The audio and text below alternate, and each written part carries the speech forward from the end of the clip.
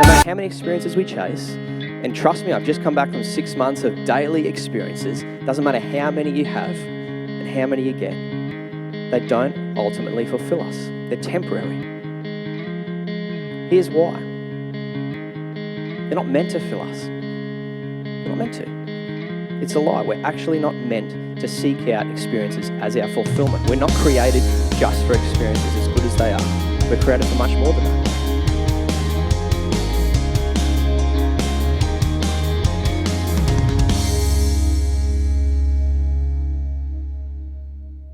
There you go. Guys, welcome this morning to Lifepoint. It's great to have you guys here. It really is. I'd love to come and just chat to you afterwards. Please hang around, grab a coffee, pick up your kids and hang around. I love meeting new people and just hearing your stories. But yeah, we're in the middle of our series. So if you are new and you've come along, this vision series we do at the start of every year, we just stop and ask ourselves the questions, why? Why are we the church? Why are we gathering on Sundays? Why are we doing what we do through the week? Why are we doing the kids' stuff? All of the different things. Just stop and go, why? Because we can get carried away with things without coming back to what it is that we're doing, why we're doing it. So we find this a good time to do that. I was away, though, for the last 6 months of last year, so I'm feeling like I'm finding my feet again a little bit. I was travelling around Australia in a camper. You might have heard that before. I'm sorry. I know it's kind of rubbing it in. I think I might be talking about it for the next 5 or 6 years. We did a 6-month lap around the whole of Australia, made it down to Tassie as well. And it was absolutely incredible. One of the best times in our life as a family. I've got 4 little kids. The 6 of us went around. The inevitable question that someone asked me when we talk about this is, if you had one highlight, what would be the highlight of highlights? What would it be? And there's so many all around Australia. There's so many things that you can see. But the highlight of highlights for us was when we were down in Tassie. We wanted to go to Tassie. We thought that would be one of the best places to see snow, if we're going to see snow. Our kids hadn't seen snow before. We hadn't really seen it falling. We'd seen bits of snow. We thought that would be cool. We'll try and get to Cradle Mountain. And as we got over there, we saw that the forecast for the next day was for snow up in the mountains. So we thought, cool. We'll change our plans. We won't go down the east coast like we thought. We'll just duck straight into Cradle Mountain, see if we can catch a bit of snow. We're all very excited. Bit of a surprise for the kids. We just kind of made our way there, and they were asking what's going on, and we checked in, and we got to tell them what might be happening. And over the next few hours, it did what it said it would do. It started to snow. The weathermen got it right. And it was just this little bit of sleety sort of snow. You can barely see it in that photo, but that was the face on the, that were all of our faces were just this genuine excitement about seeing snow for the first time. Kids are just running up and down the street there. Our little kind of cabin was off to the side. And you just saw this thin dusting of snow everywhere after about half an hour, just like icing sugar and everything. It's just absolutely beautiful. And so this was right at evening. We went to bed that night just going, wasn't that special? Wasn't it cool that we got to see that? That was, one of the highlights of the trip already. This is what we woke up to the next morning. The most snow that Tassie had had for 60 years in November. It snowed to sea level. Down at Hobart, it snowed. Everyone was talking about it wherever we went for the next 4 weeks in Tassie. It was this moment. We got to talk about being there. They shut down Cradle Mountain because they couldn't get buses through. It was a foot of snow everywhere. And this is our kids just mucking around in the snow all day. We just played in the snow. It was absolutely incredible, especially for Queenslanders, right? I'd get around in shorts 24/7 all year up here. And we were down there just geared up in the snow. Absolutely special. As we left Cradle Mountain, we were talking and just kind of laughing about all the fun we'd had, the amazing experience it was, how this is just going to stay with us forever. And I couldn't help, I had this niggling feeling underneath, and I couldn't shake it. This feeling of, what for? What for? Now, that sounds awful. It sounds like I'm just a spoilt brat. It sounds like I'm just taken for granted what we've experienced. It sounds like I'm, someone who's got to experience this just isn't grateful at all. And so don't get me wrong. I loved it. My family loved it. We've created some incredible memories because of it, memories that will last our lifetime. But the whole thing was over all of a sudden. The moment was over. The experience was over. We'd had so many experiences all around Australia as we're lapping around, and we get to Tassie, and another one of these experiences was over. That was it. We're on to our next one. And that experience would be over too. And then the next one. And all these experiences, no matter how good they were coming to an end. No one experience around Australia had left this sense of fulfillment, this like ultimate fulfillment in me. Even the collection of experiences, if you were to group them together, weren't enough. But this is what we're sold though, isn't it? We're sold that experiences are the way to go. I don't know if you remember the Hahn beer ads from a few years ago. Are you an experience collector? The idea being that if you're feeling like you're living this unfulfilling life, the mundane and drudgery, it's because you need to ditch that and you need to seek out experiences. You need to fill your life with experiences. Our life leads in this direction, the next awesome holiday, building our whole life towards retirement and the opportunities we'll have, the time we'll have, the money we'll have to do all of these things, to seek out experiences. It's only then, the message is, this is really what we're made for. It's only then that you'll really find fulfillment in life, if you can seek out and collect these experiences. But we don't. We don't find fulfillment. It's a lie. Experiences are actually a lot more like material goods. They bring us joy for a moment. They're these incredible things at the time sometimes, but they wear off. It doesn't take long and they wear off and we're starting to chase the next one and the next one. No matter how many experiences we chase, and trust me, I've just come back from 6 months of daily experiences. Doesn't matter how many you have and how many you get, they don't ultimately fulfill us. They're temporary. Here's why. They're not meant to fill us. They're not meant to. It's a lie. We're actually not meant to seek out experiences as our fulfillment. We're not created just for experiences as good as they are. We're created for much more than that. We're created to have purpose. We're created to have meaning and purpose. We need to be valued by someone, somewhere, for something, some reason, right? And we know this, whether it's at our workplace with our colleagues, and it's our contributions that we bring, our insights and knowledge, our work ethic, our whatever we bring to that work environment. We're created to have a purpose there. Whether it's our family, our home environment, the care and the love that we have, your encouragement, sometimes just your presence going through a really tough time, we have a purpose in our family. It's the same with friendship circles. Maybe it's your personality and the energy you bring, your humor, your help and your support in tough times as well. Just experiencing something without that sense of purpose, it's not enough. And it's never meant to be. We have a sense of fulfillment when we feel that we're valuable. And that value is our purpose. Let me put this another way. A couple of years ago, we had a men's course that we were running at Lifepoint called Authentic Manhood.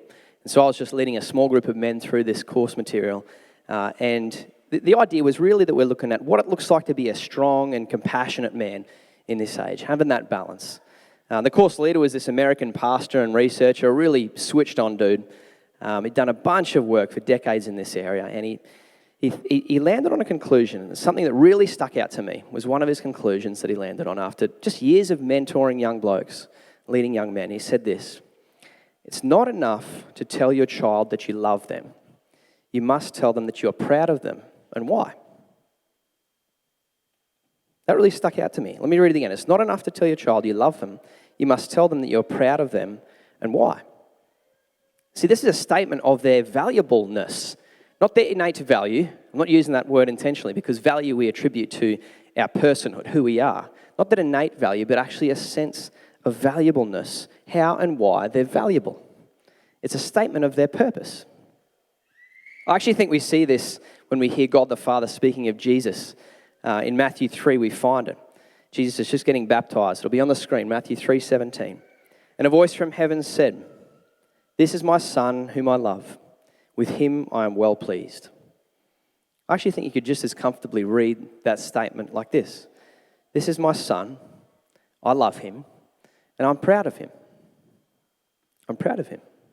Jesus didn't come into the world just to experience it, just to have a good time, just to enjoy what it's like to be a human or suffer like a human and go, well, that's just kind of how it is, I guess. That's how it was. He came with a great deal of purpose. This is Jesus actually speaking at the temple to the Pharisees and the crowd around him. John 8:12 will be on there again. "Again, Jesus spoke to them, saying, 'I am the light of the world. Whoever follows me will not walk in darkness, but will have the light of life.'" That is an epic purpose, right? It's huge. This world is a dark place, so I've come to light it up. That's Jesus' statement. It's kind of like, yay, go Jesus. That's awesome. But that's kind of it, hey? Like that's kind of how it feels. Jesus has got this incredible mission. God's proud of him and he's going to make it happen. But that's not us. That's not really us. Like God's going to do that. That's not us. Our purpose is a lot smaller. Actually, sometimes really hard to find in the mix. As we're going to work and we're just kind of going over things, it can be monotonous and mundane. We feel like actually we're not really contributing. Actually, our knowledge and insights aren't that helpful, or they're not really valued. It's just not really that important. I'm not making a difference. Even our family and friends can be like this. We can just be taken for granted, because that's just how it is. When you're close to people, you can just be taken for granted. You don't have that sense of being valuable to people. So where is our value? Where is our purpose? Where are we valuable? Here's where I want to actually share what I think is one of the most mind-blowing statements in the Bible. It comes from Matthew 5:14-16. You are the light of the world, so let your light shine before others. This actually blows my mind for two reasons. Two reasons. The first is this. Jesus is not careless with his language, ever. You don't have to read the Gospels for long to see that Jesus is very careful about the words that he uses. And he said here, you're coming with me on my mission to be a light to the world. God has actually conferred on us through Jesus the most profound purpose any person could possibly have. You are to bring light to a dark world. The second reason is actually even harder for me to get my head around with this. Jesus left. He left. So not just you coming with me, but he's like, I'm gone, I'm going. Does this not seem, it's quite plain throughout the Bible, right? Let me backtrack. It's quite plain throughout the Bible that God wants everyone to be reconciled to him. Wherever they're at, we've walked away from him, he has chased us and he wants us back. Wherever they're at, he wants us all back with him, reconciled to him. And yet Jesus left. Does this not seem, looking at it, to be ridiculously irresponsible of God? Hear me out. It sounds like heresy. I'm putting it out there. Doesn't it seem like that? Jesus has gone and he's left it with us to be the light to the world. Surely, I'm just thinking if I was God, surely the best hope for the most people to be reconciled to me would be if I just did it. If Jesus just hung around. If he rose from the dead, hung around and did it all himself. Like he is the man. He's God. He's going to make it happen, right? Surely that's the way to go.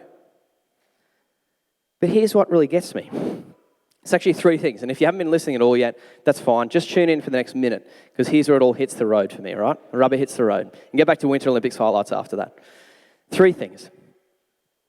Does God actually want everyone to be reconciled to him? Yes, he does. He's not a liar. He's not a trickster. There's no half-truth or half-hearted desire or hidden concepts in this idea, all right? If he is God and a God worth following, then he would be true 100%. So he does want everyone to be reconciled to himself.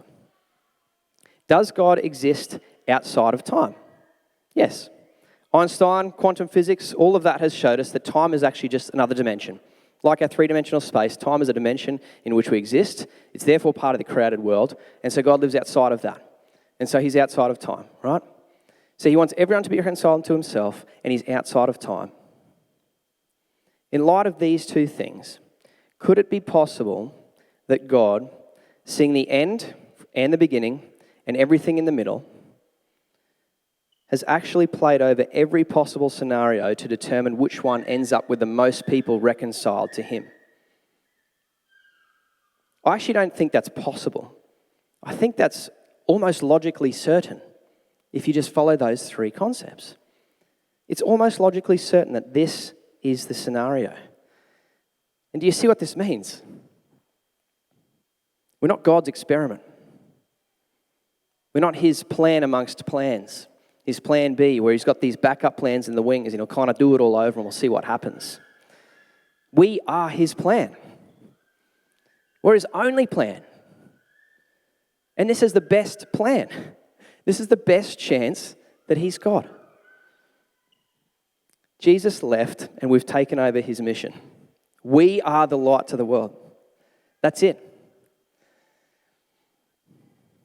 Paul, he's one of the authors of a lot of the New Testament. He wrote some letters to different churches, and one of them's to the church of Corinth. He actually put it this way.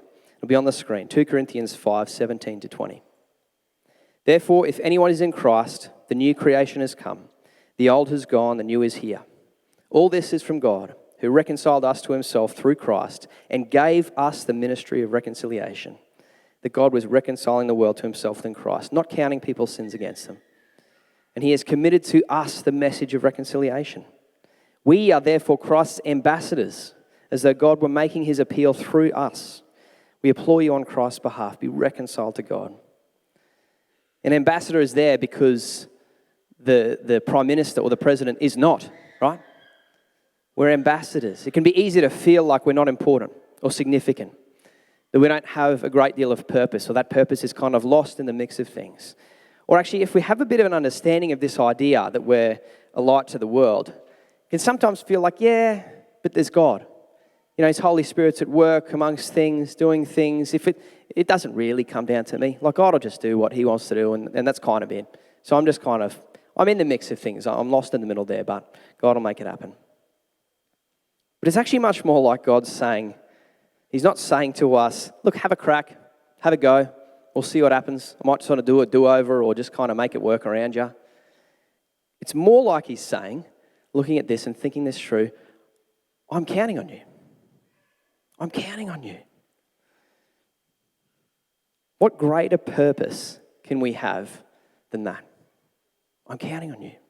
What greater valuableness can we have bestowed upon us than that? To be that valuable to him. That he's saying, I'm counting on you. This is one of our deepest needs met in perhaps the greatest way possible. This is where the rubber hits the road for me. I said it like this once in a meeting we had back at our warehouse, our hub around the corner here. Had a bit of a meeting of our church in the middle of the year. And I put it this way. This is why it's close to my heart. I love this stuff. Everything we do in life now, right? Everything else we do in life now, we'll get to do with God face to face in the new creation. We'll get to worship him. We'll be with him all the time, telling him how good he is. We'll get to pray, because we'll just be talking with him. We'll get to rest. It's the eternal rest. We'll finally get to rest properly. We'll get to work and work well and enjoy our work, have great meaning and purpose in our work. We'll be serving him and others. We'll be in community with each other, with our family, right? Because we're God's family. This we won't be doing. This is the one thing that we won't be doing. Our ministry of reconciliation, as Paul says it, it'll be over. We'll no longer have this opportunity. We'll no longer be a light to the world because there will be no darkness in the world to light up. This part of our purpose and mission is over. So, this all comes down to this for me. Now's the time. Now's the time. If God is saying one thing today, it's this. It's time. See, it's easy over the last couple of years with COVID to have protected ourselves, and that's a really good thing. We need to protect ourselves. In fact, that's God inbuilt into us, that survival, that desire to be alive and to be well, the desire to love each other and care for each other and look after each other, protect our family, protect ourselves. They're good things, and it's been easier to lean that way because of the world around us with COVID. But I think it's actually time that God is calling us out, and he's saying, lift your eyes. Jesus puts it like this in Scripture. He says, lift your eyes to the harvest. It is plentiful. I think it's time. So here's what I want to land today. What does this mission of being a light to the world look like? Because that's kind of a nebulous idea on its own, right? What does this look like? Let me fill in Matthew 5 a little bit more as a passage from before. There's a few bits in between, 14 to 16. I'll just read them out. You are the light to the world. A town built on a hill cannot be hidden. Neither do people light a lamp and put it under a bowl. Instead, they put it on its stand. So let your light shine before others. So I can see two parts to this kind of analogy that Jesus uses, or the couple of analogies he uses, the town and the lamp. I'm going to call them gathered and scattered. All right, if you've been around Lifepoint for a while, you've probably heard these words before because that's how we've always kind of addressed this whole thing. Part of it, we're together. Part of it, we're spread out. So let me start with the scattered. God's people scattered everywhere. Whether your school, your home, your neighborhood, your workplace, uni, TAFE, just the shops, down the road, interstate, overseas, wherever you are, you've been scattered and you are on mission there. God has already put you where he wants you to be. You don't have to look around further than that. He has placed you where he needs you and where he wants you. Dan actually said it a few weeks ago, God has already sent you. We are a sent people. We're sent out. As soon as we walk out these doors, wherever we go, we're sent there. And COVID has actually provided us an opportunity in the middle of all this. It's actually shifted many things in people's lives. One of the big trend researchers in Australia, McCrindle Research, if you followed any of his stuff, he did some work looking at the impact that COVID had on people over the last couple of years, or the impact it has had. Let me just read this out. Almost 1 in 2 Aussies, 47%, have thought about their mortality more, with a similar proportion thinking about their meaning of life more. And 1 in 3, 33%, have thought about God more during the experience of COVID-19. It says Jesus said it. The harvest is ready. The harvest is plentiful. People are ready. It's like we're a bunch of little candles spread out wherever we are. That's why you got that on the way, and I'll talk about it in a sec. This is a lamp in Jesus' analogy. And when you think of a candle, it's not meant to light up the world, right? It can't light up the world. The concept of lighting up the world for a candle is daunting. It's impossible. It's only meant to light up what's around it. So what I'd love for you to do today is you take this candle home. If you don't have one, by the way, there'll be more up the back there, so grab it on your way home. I want you to light it up tonight, just at home, wherever you are, whether it's around the dinner table or later on in the evening. Light it up. Turn the lights off. If that's too romantic, leave the lights on. It's not about being romantic. You don't need the rose petals and everything, right? Just light that little candle. And just, if it helps the lights off, that's good, kind of focus in a little bit more. But I just want you to stop with that candle lit and ask God to just show you, who has he put in your life that he's called you to be a light to? Who are the people that he's saying to you, I'm counting on you.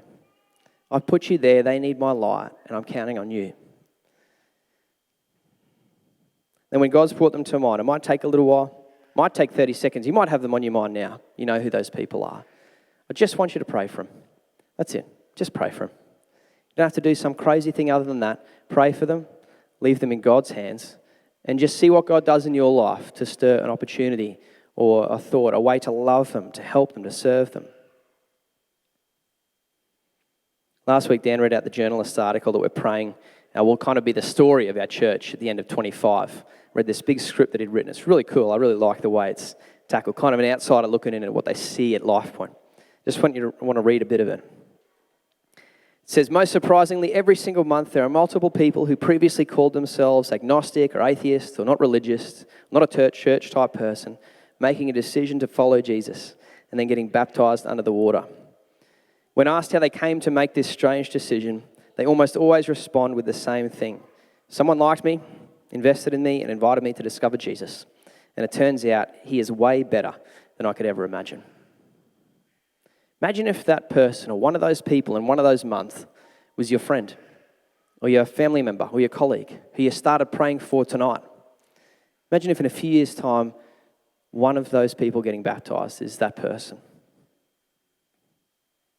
So what I want you to do is just take that candle home, light it, pray for that person, and just see what God does. All right, that's it. See where it goes from there. Keep the candle. It might burn out. Get another candle if that helps. But just start the process there. Take that home with you. Grab it on the way out if you don't have one.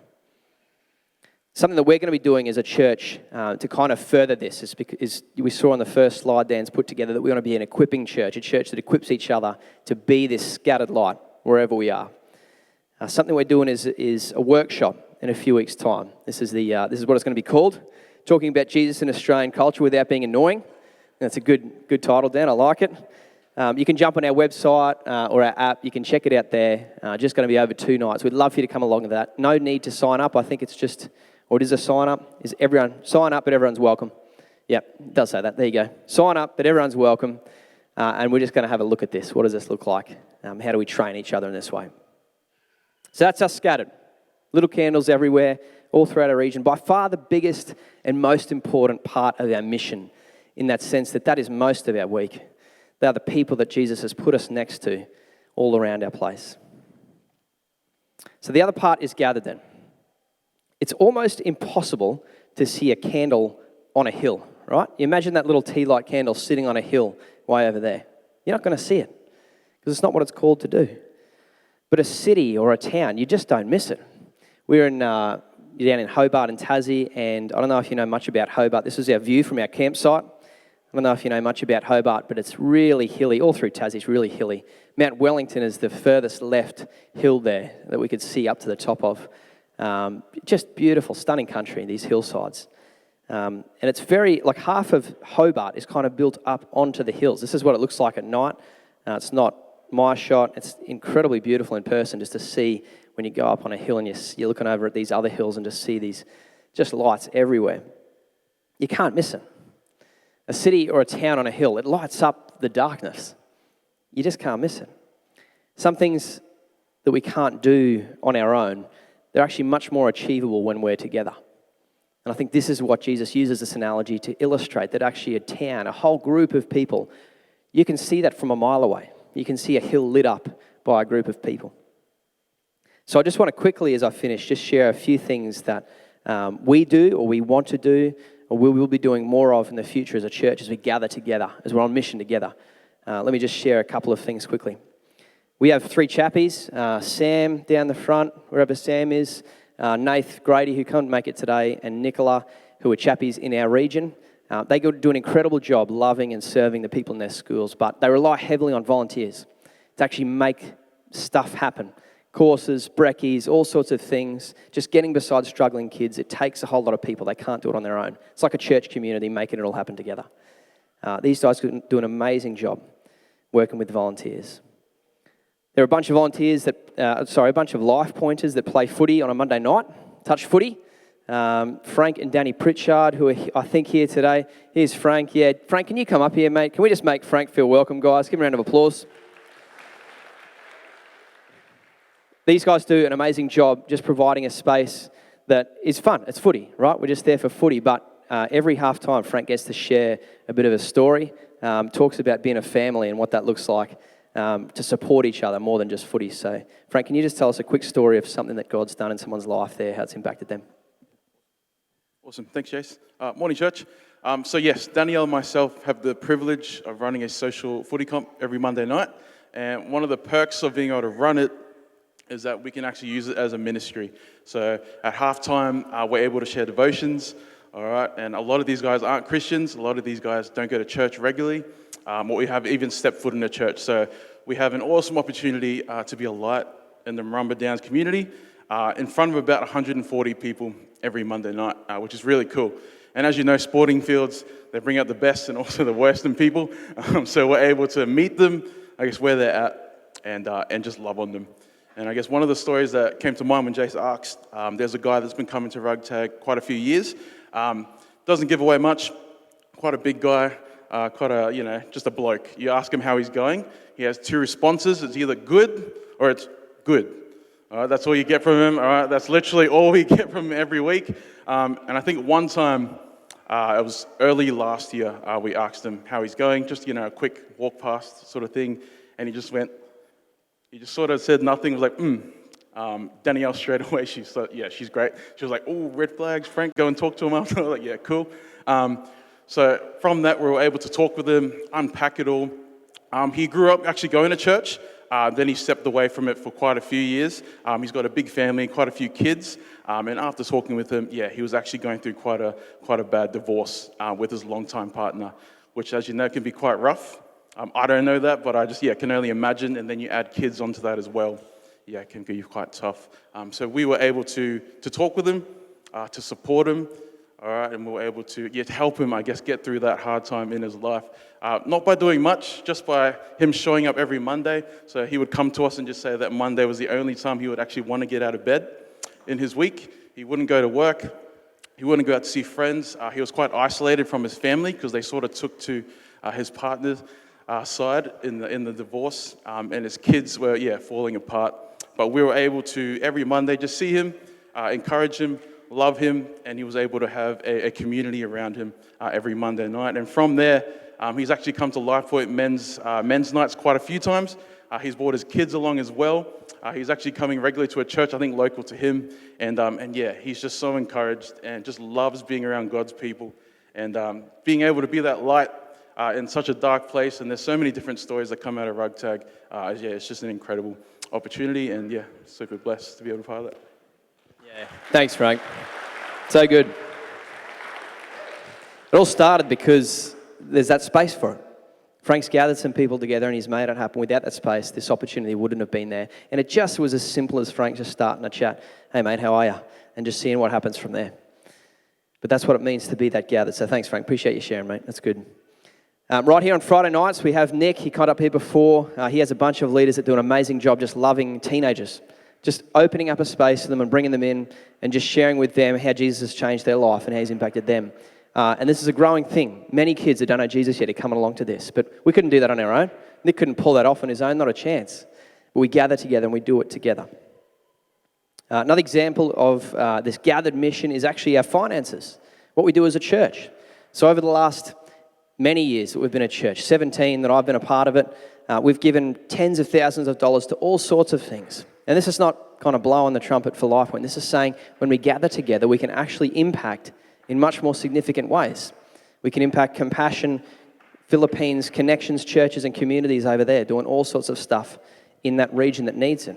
We can impact our chappies just with significant sums of money to actually help them be in their schools and to do the same thing like Frank was doing, just create a space for kids, for families. This money that maybe some of us are wealthy enough to do that on our own, I'm not sure, but together when we do it, we can give away so much and actually help in a really significant way. Another one, the last one I'll kind of touch on quickly is something that we started last year, and we really want to build on it this year. Nicola, actually in her role, is starting to kind of harness this. Amy Baxter started to put it together, if you know Amy. It's something we want to, for lack of better words at the moment, it's called a blessing pack. The idea is we give it to someone who's just doing it tough. And the pack is as simple as this little postcard, an envelope, and a few gift cards for groceries, a fuel, that sort of thing. Just a little thing that we can pass on or leave in someone's mailbox for someone who's doing it tough. And the idea is that this is open to the whole church. So everyone knows about this and everyone can utilize this ministry. So you come, you grab it from the office, you talk to one of us, or we'll have a way to do this digitally as well that you can access. But Nick will be across this and just be making them available so that anyone at any time who knows someone's doing it tough can go, yep, I'll pop into the office on the way home, I'll pick up one of these packs, put a few extra things in it because this is a big family of 6 or something. I got 4 kids, I know what that's like. We'll pack it in there and we'll make it happen so that this family can just get through a tough time. It's a way to just show love in that gathered way in a moment. It's scattered in the sense that you're thinking of that person, right? And you're serving and loving them in that way, but it's something we can do as a church as we all get behind this together. Imagine if we had 100 blessing packs given out over the next 12 months to people that were just doing it tough. Dan shared last week about how hampers, just these little hampers that are so simple to put together, can be incredibly impacting for someone because they've been loved and cared for in a moment that they feel is incredibly tough. So we're excited about that. Excited that Nicola's going to be taking that and running with it, this blessing pack idea. There's another part of this statement, this script that Dan had written for the end of 2025 that I just want to read out here that I think captures this.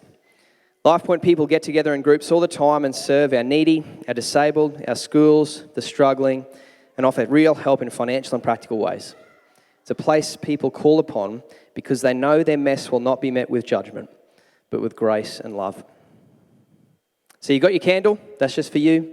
Take that home, do all of that. I want you to get your phones out now, so you can actually get them out if you want. You're not being rude if you haven't been watching the Olympics or whatever. Grab them out.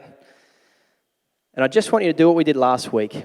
If this is something that interests you in any way to be the gathered church together, the gathered church on mission, just want you to text that number and the same, like we did last week, an example, just your name and the word mission. If you have more than that, you have a particular way that you'd love to be involved, then write all that down. Write as much as you want in the text.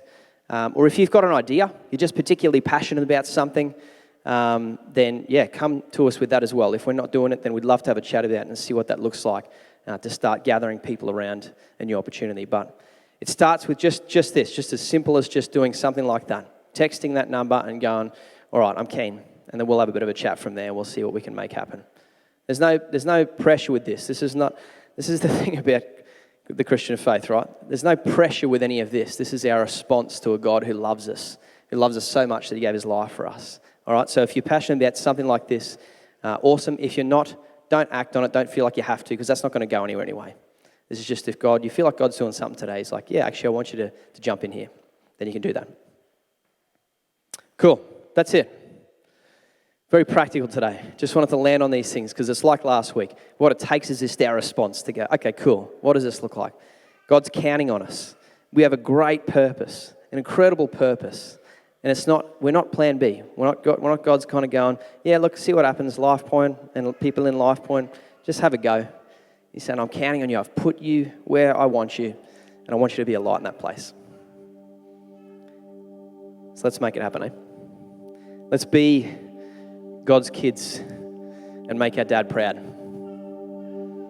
He loves us. He's pleased with us.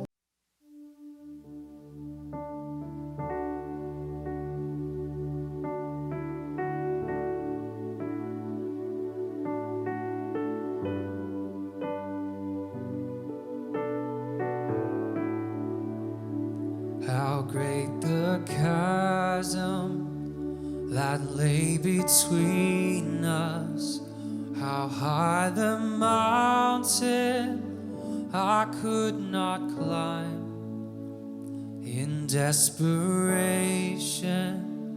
I turned to heaven and spoke your name into the night. Then through the darkness, your loving kindness tore through the shadows of my soul. The work is finished, the end is written. Jesus Christ, my living hope.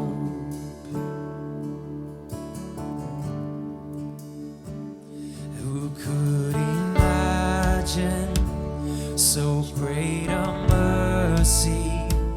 What heart could fathom such boundless grace? The God of ages stepped down from glory to wear my sin and bear my shame. The cross has spoken, I am forgiven. The King of Kings calls me his own. Beautiful Savior, I'm yours forever. Jesus Christ, my living hope.